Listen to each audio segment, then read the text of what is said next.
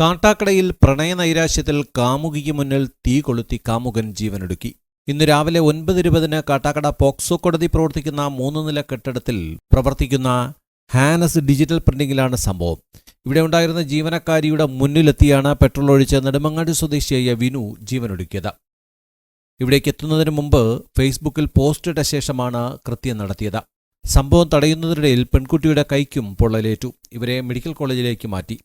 കാട്ടാക്കട സ്വദേശിയായ യുവതിയും വിനുവും തമ്മിൽ പ്രണയത്തിലായിരുന്നു എന്നാണ് ലഭിക്കുന്ന വിവരം.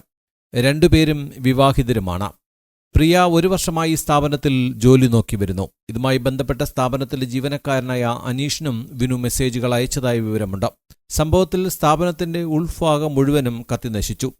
കാട്ടാക്കട ഡിവൈഎസ്പി അനുരൂപത്തി മേൽനടപടികൾ സ്വീകരിച്ചു. ഏകദേശം 9:20 സംഭവം നടന്നെന്നാണ് അറിഞ്ഞത്. എന്നെ വിളിച്ചു പറഞ്ഞിട്ടാണ് ഞാൻ ഇങ്ങോട്ട് വന്നത്.